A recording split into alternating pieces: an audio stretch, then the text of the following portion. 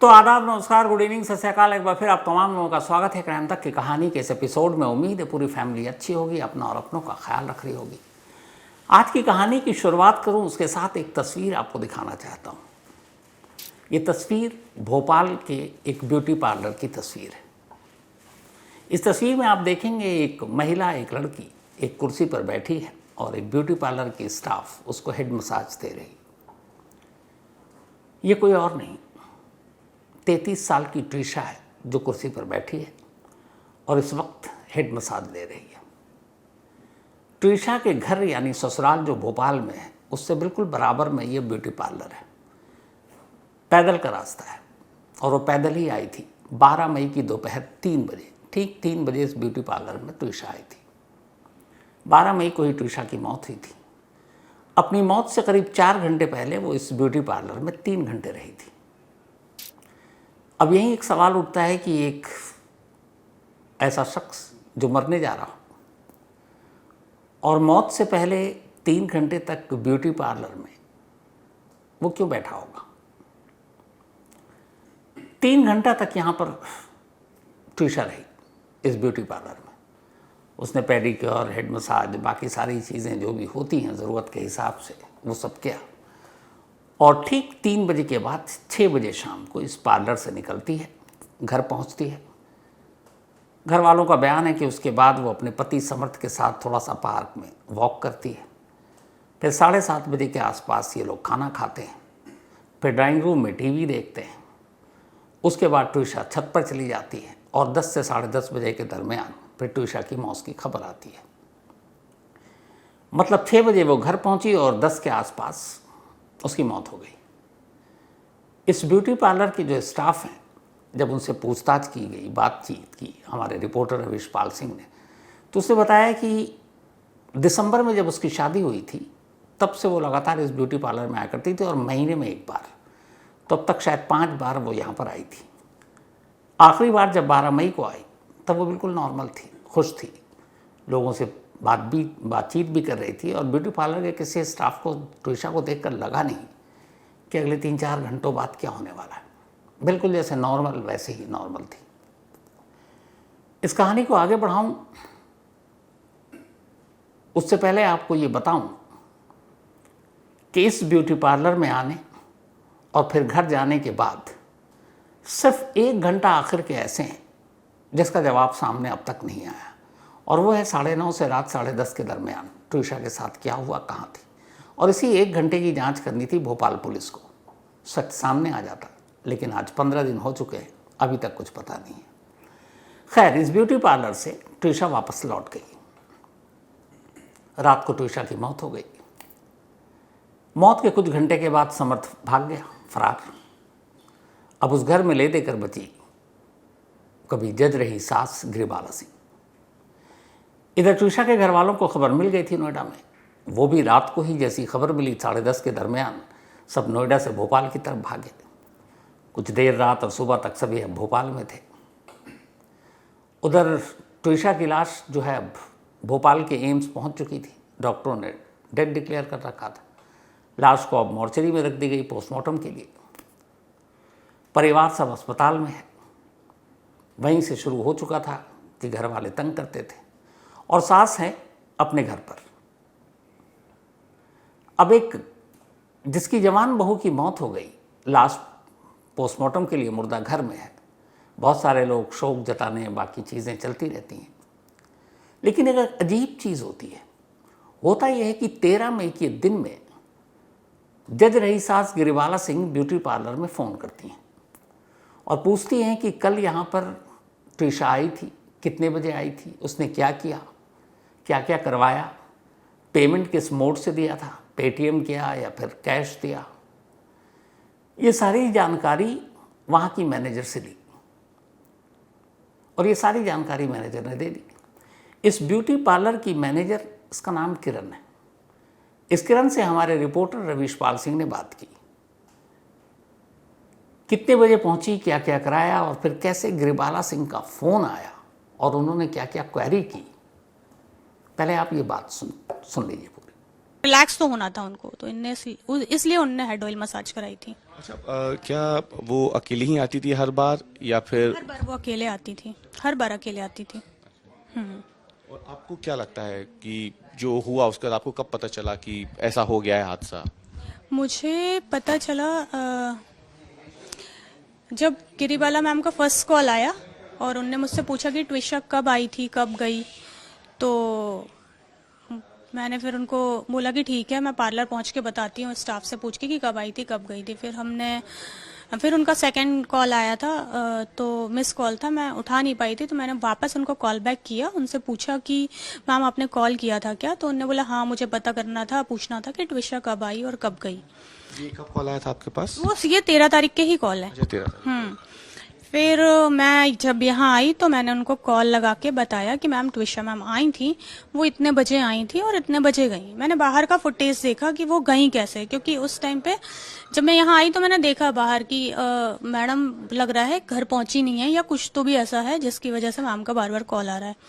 फिर मैंने उनको जब बताया फ़ोन करके कि मैम इतने बजे आई थी, इतने बजे गई थी, फिर मैम ने मैंने मैम से पूछा कि क्या हो गया है मैम, ट्विशा मैम ठीक तो है ना? तब उनने मुझे बताया कि उनने सुसाइड कर ली है। आपको भरोसा हुआ? नहीं, मेरे को लगा शायद मैंने कुछ गलत सुन लिया है, उनने कोशिश करी होगी या कुछ हुआ नहीं होगा। तो फिर जब 5 लोग बाद में आए थे, मैंने उनसे पूछा, जो फुटेज लेने के लिए आए थे, कौन लोग थे वो? उनको वो एडवोकेट लग रहे थे मुझे, अच्छा, मतलब एडवोकेट वाले का, हाँ, उनके पास आई कार्ड भी था, वो पहने हुए थे और एडवोकेट थे। और उनने बताया कि वो मतलब फुटेज चाहिए है पुलिस को, मैडम आई थी गई थी, तो वो आप दिखा सकते हैं क्या सीसीटीवी? तो मैंने बोला दिखाया उनको। फिर उसके बाद उनने फुटेज ली और क्या वो गिरिबाला सिंह के वकील थे? ये नहीं पता, क्योंकि ये मैंने उनसे पूछा नहीं, क्योंकि मुझे लगा कि मे बी होंगे उनके, या उनने ये बोला कि पुलिस को चाहिए, पुलिस को चाहिए। तो पुलिस वैसे आई कि नहीं अभी तक आपके पास सीसीटीवी नहीं आई, लेने? पुलिस तो नहीं आई, अभी कोई इन्वेस्टिगेटिव एजेंसीज नहीं आई? नहीं कोई नहीं आया। तो आपने सुना पूरी बातचीत। अब दो चीज़ें बड़ी अजीब हैं।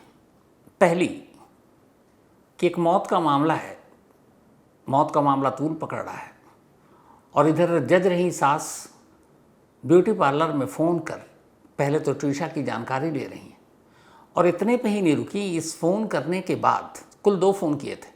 पहला फ़ोन किया, पूछा, फिर दूसरा फ़ोन किया तो उठाया नहीं था किरण ने खुद कॉल बैक किया। तब 2 बार फ़ोन के ऊपर पूरी जानकारी लेने के बाद किरण जब ब्यूटी पार्लर में ही थी, तभी 5 लोग ब्यूटी पार्लर के अंदर दाखिल होते हैं। ये पांचों काले कोट में थे, देखकर ही लगता था वकील हैं। उनमें से कुछ के पास आई कार्ड भी थे। पांचों आते हैं और उस ब्यूटी पार्लर की मैनेजर किरण से पूछते हैं कि जब ट्विशा कल यहाँ आई थी उस वक्त के सीसीटीवी कैमरे आपके इसमें लगे हैं, तो हमें फुटेज चाहिए, क्योंकि ये केस के लिए ज़रूरी है, पुलिस के लिए ज़रूरी है और पुलिस को सौंपना है। मतलब ये एक अथॉरिटी बनकर वहाँ पहुँचे थे कि हमें सीसीटीवी फुटेज चाहिए। अब बेचारी वो ब्यूटी पार्लर की मैनेजर, उसकी कहाँ इतनी हैसियत, 5-5 वकील, ऊपर से पुलिस का नाम। फिर उसे गिरिबाला सिंह से ही खबर मिली कि ट्विशा की मौत हो चुकी है, वो वैसे ही घबराएगी। उसने कहा आपको जो लेना ले लीजिए। वो लोग उस ब्यूटी पार्लर से सीसीटीवी का फुटेज लेकर चले जाते हैं कॉपी करके। अब यहाँ सवाल ये उठता है, क्योंकि विटनेस है, खुद बता रही कि वो आए थे, लेकर चले गए, और उससे पहले गिरिबाला सिंह ने फ़ोन किया। अब सवाल ये था कि आखिर गिरिबाला सिंह ब्यूटी पार्लर में फ़ोन कर वो कौन सा सच जानना चाहती थी कि ट्विशा 12 मई की दोपहर 3 से 6 तक वहाँ क्या क्या करवाया। और जब इतने से भी मन नहीं भरा तो फिर उन्हें वो सीसीटीवी फुटेज क्यों चाहिए था, वो उस कैमरे में क्या राज था, क्या देखना चाहती थी। और ऊपर से कमाल ये कि इस बात की भनक भोपाल पुलिस को मिली, जो 13 तारीख से ही 13 मई की सुबह से इस मामले की जांच कर रही है। भोपाल पुलिस को पता ही नहीं, जबकि किसी भी केस का एक बेसिक होता है कि मौत से पहले या मौत वाले दिन क्या क्या हुआ। आप कड़ियों को जोड़ते हैं तो आप पूछताछ करते हैं, कहाँ कहाँ गए, किस किस से मिले, किस किस से फ़ोन पे बात की, आखिरी कॉल किसको किया। तो ये तो शुरुआत है, और शुरुआत में इस ब्यूटी पार्लर का अहम रोल इसलिए है कि उस दिन 12 मई को ट्विशा घर से सिर्फ एक बार निकली, और वैसे ब्यूटी पार्लर को जाने के लिए निकली 3 बजे, और शाम को लौट कर आ गई। और उसके बाद उसकी मौत हुई। तो ये तो बेसिक, कोई भी एक नया नवेला भी पुलिस वाला इतना तो जानता है कि इस ब्यूटी पार्लर की थोड़ी अहमियत है, चलकर इंट्रोगेट करें, इन्वेस्टिगेट करें, पूछे कि भाई यहाँ क्या था, किस तरह आई थी। उससे बेहतर तो जो हमारे रिपोर्टर ने पूछा कि उस वक्त कुछ ऐसे उसके बॉडी लैंग्वेज से पता चला, परेशान थी, क्या थी, दुखी थी, नहीं थी। लेकिन पुलिस वालों ने जहमत नहीं उठाई। भोपाल के जब पुलिस कमिश्नर से पूछा गया कि इस ब्यूटी पार्लर में ट्विशा गई थी और वहाँ पर गिरिबाला सिंह ने अगले दिन फ़ोन किया और फिर वहाँ 5 लोग गए और वो सीसीटीवी फुटेज से तस्वीरें ले गए, तब कमिश्नर साहब कहते हैं कि अच्छा ठीक है, हम इसकी जांच करेंगे। लेकिन अब सवाल यहाँ पे ये है कि इस केस से जुड़ा हुआ एक बहुत इम्पॉर्टेंट पहलू है कि आखिर एक सास ने ब्यूटी पार्लर को फ़ोन करने की क्या ज़रूरत थी और उस तस्वीर में ऐसा क्या था जो उन्होंने मंगाया। क्योंकि बाकी अभी जो तस्वीरें सामने आई हैं वो सिर्फ कुर्सी पर बैठी हुई एक ट्विशा जो हेड मसाज ले रही है उसकी तस्वीर है।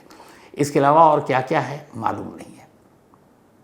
लेकिन ये अपने आप में शक पैदा करने वाला सवाल है कि जज रही सास को इन कैमरों की तस्वीरों में ऐसा क्या था जो चाहिए था, और वो क्यों इतनी घबराई हुई थी कि ब्यूटी पार्लर में फ़ोन कर पूछ रही थी कि ट्विशा आई तो क्या क्या करवाया।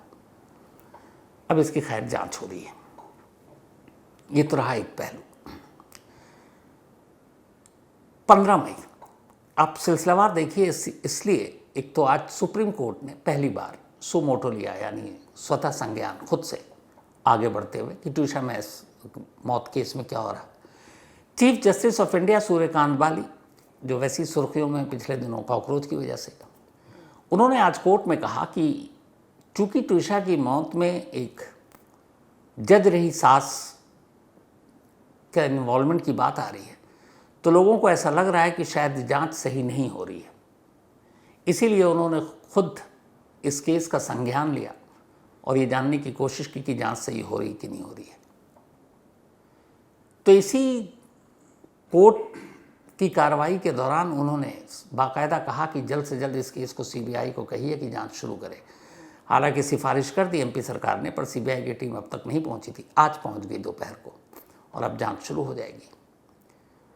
सुप्रीम कोर्ट के साथ साथ आज ये भी हुआ कि हाई कोर्ट में मध्य प्रदेश के गिरिबाला सिंह की जो अग्रिम जमानत मिली थी उसको खारिज करने के लिए मध्य प्रदेश पुलिस की तरफ से एक अर्जी दाखिल की गई। हालांकि वो अर्जी दाखिल की गई, आज सुनवाई हुई, लेकिन 2 दिन की मोहलत और दे दी गई गिरिबाला सिंह को कि अब आप 27 तक जवाब दीजिए कि आपकी अग्रिम जमानत क्यों ना खारिज कर दें। अब ये अग्रिम जमानत खारिज करने की बात क्यों आई? कमाल देखिए इस केस में, जो सुप्रीम कोर्ट ने कहा कि इसमें एक जज शामिल है इसलिए क्या जांच सही ढंग से नहीं हो रही, लोगों की राय बनी है और ये सही मायनों में राय है और ये राय गलत नहीं है, क्योंकि जिस तरीके से पुलिस ने जांच की है। एग्जाम्पल आपको देता हूँ सबूत के साथ।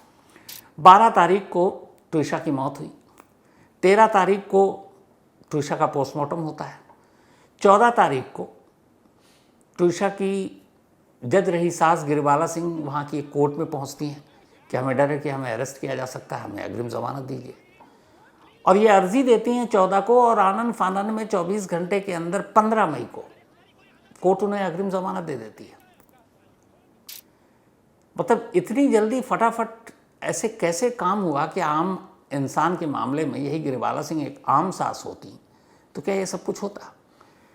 जब ये उनकी अर्जी खारिज करने के लिए ज़मानत की मध्य प्रदेश पुलिस की तरफ से मध्य प्रदेश हाई कोर्ट में अर्जी लगाई गई तो वहाँ मध्य प्रदेश सरकार की तरफ से जो वकील खड़े हुए थे वो हैं इंडिया के सॉलिसिटर जनरल तुषार मेहता। उन्होंने बाकायदा इस चीज़ का कोर्ट के सामने ये सबूत रखा कि अग्रिम जमानत देने में गिरिबाला को कुछ जल्दबाजी दिखाई गई।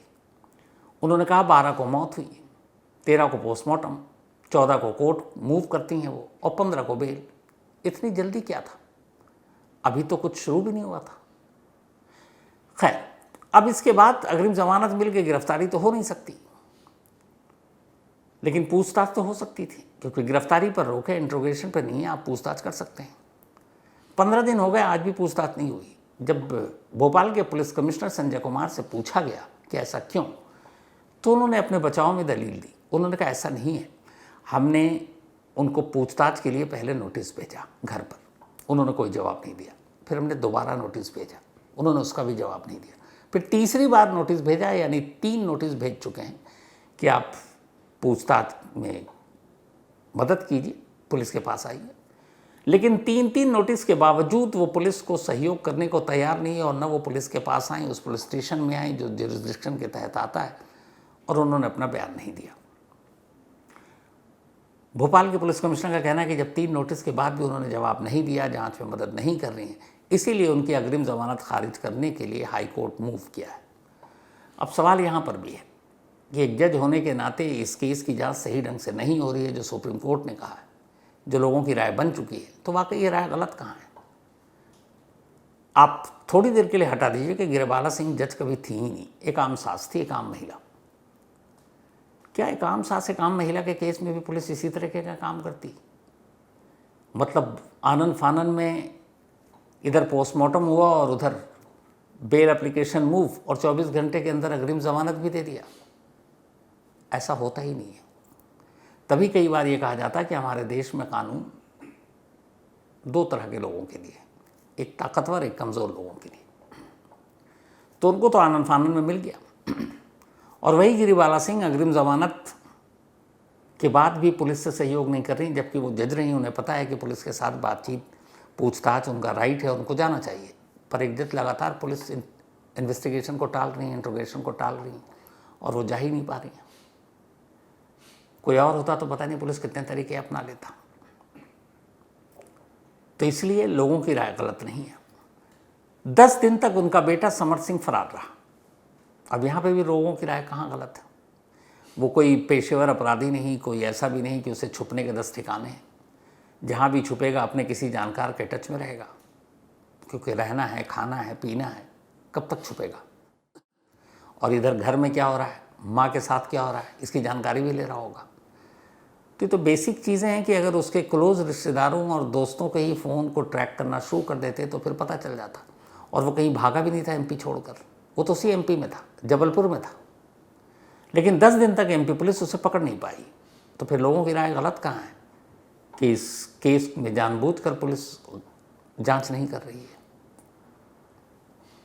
3 नोटिस, अग्रिम जमानत आनन फानन, बेटे को 10 दिन तक गिरफ्तार नहीं किया जाना, ब्यूटी पार्लर में कैमरे में क्या है फ़ोन करके पूछना, ट्विशा ने क्या किया, ये सारी चीज़ें क्या सवाल पैदा करती हैं? इन सारी चीज़ों के साथ आज पहली बार आपको जिस छत पर 12 मई की रात ट्विशा की मौत हुई थी, उस छत की वो तस्वीर दिखाता हूँ। इस तस्वीर में भी बहुत कुछ कहानी है कि आम लोगों की राय गलत नहीं है, कि अगर वो जज ना होती तो फिर ये केस कहीं और होता। जज थी, इसलिए जांच ढंग से नहीं हुई है। ये जो तस्वीर आप देख रहे हैं, ये उसी गिरिबाला सिंह के घर के छत की तस्वीर है जहाँ ट्विशा बहू बनकर गई। इस तस्वीर को अगर आप ध्यान से देखेंगे तो जो जो चीज़ें सामने दिखाई दे रही हैं, उससे ये लगता है कि इस छत को एक टेम्परेरी जिम भी बनाकर रखा गया है। यहाँ पे आपको ट्विशा का उस छत के फर्श पर चप्पल पड़ा भी दिखाई देगा। ये ट्विशा की चप्पल है। जब वो यहाँ गिरी उसके बाद उसको लेकर जाया गया तो चप्पल वहीं छूट गया था। अब यहाँ सबसे 2 खास चीज़ें हैं जिसे देखने की ज़रूरत है। छत से लटकी आपको एक रिंग दिखाई दे रही होगी, टायर जैसी ये रिंग है, 2 रिंग है। अगर आप बाईं तरफ के रिंग को देखेंगे तो उसमें से एक इलास्टिक का वायर नीचे लटक रहा है, बिल्कुल सीधा ज़मीन से टच कर रहा है। लेकिन अगर आप दाईं तरफ की रिंग को देखेंगे तो उसमें भी इलास्टिक का एक वायर है, तार है, लेकिन वो सीधा ज़मीन पर नहीं लटका हुआ है, बल्कि उस वायर को एक तरफ से लंबा और एक तरफ से छोटा है। ऐसा लगता है जैसे उसको खींच कर कुछ किया गया है। असल में ये दाहिनी तरफ वाला जो रिंग और आप इलास्टिक के जो वायर देख रहे हैं, इसी से झूलती हुई ट्विशा मिली थी।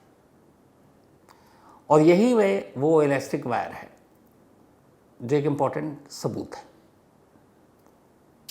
जिसको कहा गया कि उसके गले में कसा हुआ मिला था ट्विशा के। तो अब गले पे जो उसके तार के मार्क आते हैं, जिसे हम लिगेचर मार्क कहते हैं, या फिर इसके ऊपर फिंगरप्रिंट्स, उसके ऊपर भी मार्क आए होंगे उस गले का। जब भी ऐसे केस में होता है तो सिर्फ गले पे मार्क नहीं होता, उस गले से जो चीज़ कसा है उस पर भी उस गले का मार्क चला जाता है, स्किन या हेयर, छोटी छोटी चीज़ें, यहाँ तक कि उसका DNA भी, पसीना और वो भी, अगर ब्लड है तो वो भी उसके अंदर होता है। तो आप उससे मैच करते हैं कि हाँ यही वो वायर है जो उस गले में था।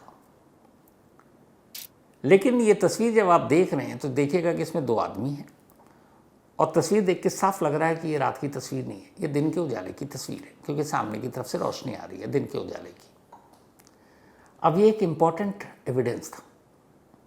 इससे फॉरेंसिक एक्सपर्ट और डॉक्टर पोस्टमार्टम करने वाले ये बता सकते हैं कि इस गले से जो कुछ मिला, बेल्ट या इलास्टिक का वायर जो गले पे मार्क है और जो इस वायर पे मार्क है, दोनों मैच कर रहे हैं। बहुत ज़रूरी है ये मैच करना, क्योंकि ये भी हो सकता है कि नहीं भाई साहब वो तो कोई फंदा कोई और था, ये कोई और है।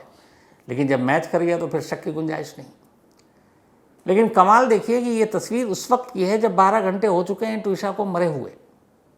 रात 10 से 10:30 के बीच में मौत हुई है और ये अगले दिन, ये 12 तारीख को मौत हुई और 13 मई की सुबह 10 से 11 बजे की ये तस्वीर है जो आप इस वक्त देख रहे हैं, जिसमें ये फंदा लटका हुआ आपको दिखाई दे रहा है अपनी दाहिनी तरफ। पुलिस रात को आई थी। जब पहली बार कॉल गया तो पुलिस रात को आई, उसने छत पर भी देखा सब कुछ और लौट गई, ऐसे जैसे नौसिखिया पुलिस, उसे पता ही नहीं है क्राइम सीन को किन नज़रों से देखना चाहिए। जबकि कहते हैं क्राइम सीन एक ऐसी चीज़ है जहाँ की सिर्फ 3 चीज़ें, ज़मीन, छत और फर्श, अगर इस पर कोई पारखी नज़र डाल ले तो केस यूं खुल जाए। ये बहुत बड़े जो इन्वेस्टिगेटर हैं उनकी लाइनें हैं ये, कि ज़मीन, छत और फर्श, मैंने पहले भी शेयर किया, ये सबसे इम्पॉर्टेंट होता है क्राइम सीन को परखने और देखने के लिए उन पारखी नज़रों से। तो वहाँ छत है, फर्श है, दीवार है, सब कुछ है। पुलिस भी गई, अरे बाकी सबूत तो छोड़िए, उसने उस फंदे को उतारने की जहमत नहीं की जो ट्विशा के गले में था और छोड़ दिया। 12 घंटे बाद जब पुलिस आई तब उसको ले गए। अब उन 12 घंटों में कहने को बहुत कुछ हो सकता है। अगर पूरी साजिश है तो पूरा सबूत बदला जा सकता है। तो जिस पुलिस को यही पता नहीं कि जो मेन एविडेंस है उसको कैसे ले जाना चाहिए, कब ले जाना चाहिए, तो फिर बाकी की उम्मीद आप क्या करेंगे? बाद में ले गए। तो ये एविडेंस है जिसकी वजह से भी कहा जा सकता है कि लोगों ने राय गलत थोड़ी बनाई है कि वो जज थी, अपने पावर का इस्तेमाल कर रही थी, इसीलिए पुलिस ने जांच नहीं की। शायद उस जज की कुर्सी जिस पर वो बैठ चुकी थी, पुलिस को खौफ था उस कुर्सी का आज भी। खबर तो ये भी है कि जब 12 और 13 मई, जिस वक्त ट्विशा की लाश पोस्टमार्टम हाउस में थी और सास गिरिबाला सिंह घर पर, तब उन्होंने कई कॉल किए थे और उनमें से कुछ कॉल तो 1-2 कॉल तो जजों को किए गए थे। तो ये भी सवाल है कि फिर ये कॉल क्यों? गुमराह करने के लिए। कुछ एक्स पुलिस वालों को भी फ़ोन किए गए थे और ये सारी डिटेल है। एप्लीकेशन लिख कर दिया है ट्विशा के फादर ने पुलिस कमिश्नर को और उन्होंने अब कहा कि हाँ हमें ये कॉल के बारे में शिकायत मिली, हम उसकी जांच करेंगे। तो कुल मिलाकर जो सुप्रीम कोर्ट ने कहा कि चूंकि एक जुडिशरी से जुड़ा हुआ मैटर था, सूर्यकांत भाली साहब ने कहा, चीफ जस्टिस ऑफ इंडिया, और लोगों की यह राय बन गई थी कि इसी वजह से, क्योंकि वो एक जज रह चुकी है, इस केस की जांच ईमानदारी से नहीं हो रही है, इसीलिए उन्होंने सू मोटो लिया। अब यहाँ एक सवाल है कि थोड़ी देर के लिए मान लेते हैं गिरिबाला सिंह कभी जज नहीं रही, वो एक आम महिला है, एक आम सास, और ट्विशा की मौत हुई। तो भी क्या इतने सारे केस के बोझ तले दबे देश की सबसे बड़ी अदालत सुप्रीम कोर्ट और उसके जजेस खुद से संज्ञान या सू मोटो लेते कि अच्छा चलो हम इसको ले लेते हैं? क्योंकि डाउरी और इससे रिलेटेड इस तरह की मौत के मामले में तो ऐसा देखने को नहीं मिलता।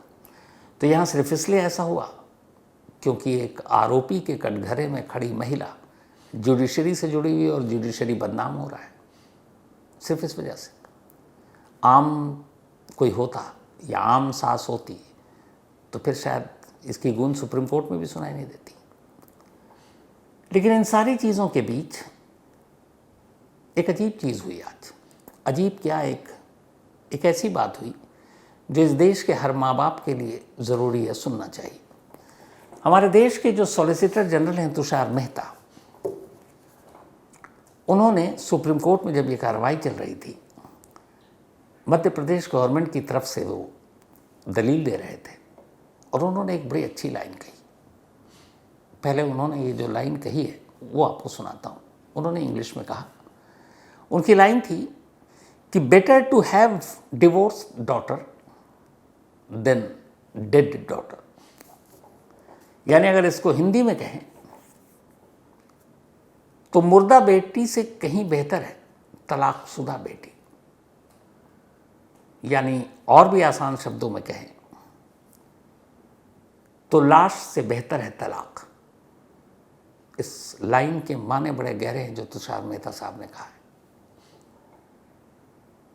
ऐसा कई बार देखा गया है, बल्कि इसी केस को मैं बाकी का एग्जाम्पल क्यों दूं, कुछ चैट मैंने पढ़े जो ट्रिशा और उसकी माँ के बीच में है। ट्रिशा अपनी माँ से कह रही है कि ये लोग मुझे बहुत तंग कर रहे हैं, ये शक करते हैं कि मैं ड्रग्स लेती हूँ, मुझे बुरा भला कहते हैं, जो मेरे पेट में बच्चा उस पर शक करता है मेरा पति और कहता है ये किसका है, और समर तो अब बिल्कुल एकदम जानवर जैसा बिहेव करता है और मुझे अब यहाँ नहीं रहना, मुझे बुला लो। माँ ट्विशा की इधर से लिखती हैं कि कोई नहीं, अभी वो गुस्से में होगा, बाद में शांत होगा तो सब नॉर्मल हो जाएगा। ऐसे कई मौके आए जब ट्विशा अपनी परेशानी बता रही है और माँ ये कह रही है कि सब ठीक हो जाएगा, बस तुम थोड़ा सा सब्र करो। अगर ट्विशा ये घर छोड़ देती ससुराल और मायके चले जाती तो क्या उसकी मौत होती? शायद आज वो जिंदा होती। इसीलिए जो तुषार मेहता साहब ने कहा कि मुर्दा बेटी से बेहतर है तलाकशुदा बेटी, क्या होगा? ससुराल में नहीं बन रही है, आप समाज, बिरादरी और बाकी लोगों की परवाह क्यों? जान है तो जहान है। तो अगर बेटी का डिवोर्स हो गया, तलाकशुदा है, तो इसमें कौन सी शर्म की बात है? शर्म तो उनको आनी चाहिए जिनकी वजह से तलाक हुआ, उन लालची लोगों को। तो इसीलिए ये एक नसीहत भी है कि अगर कभी भी, ये तमाम उन बेटियों के माँ बाप के लिए, कभी भी आपकी बेटी का कोई ऐसा मैसेज, फ़ोन आए कि वो ससुराल में तंग है, परेशान है, तो उसे ये ज्ञान मत दीजिए कि बेटा समझौता कर लो या बेटा सब्र कर लो, सब ठीक हो जाएगा। नहीं, उसकी परेशानी को समझिए और वो जो चाहती है उसके साथ मिलकर कीजिए। अगर वो चाहती है कि ससुराल में नहीं रहना, मायके आना है, तो उसे आने दीजिए, उससे बात कीजिए, घर बुलाइए, फिर ससुराल वालों से बात कीजिए, क्या पता बात बन जाए। लेकिन वहाँ उसे मरने के लिए मत छोड़ दिए, क्योंकि आपकी बेटी मुर्दा हो जाए उससे बेहतर ये है कि तलाकशुदा हो जाए। तो लाश से बेहतर है तलाक। इसके साथ ही आज की कहानी में इतना ही। अब आपसे मुलाकात होगी कल रात 9 बजे किसी नई कहानी के साथ। तब तक अपना और अपनों का ख्याल रखिएगा। Thank you very much.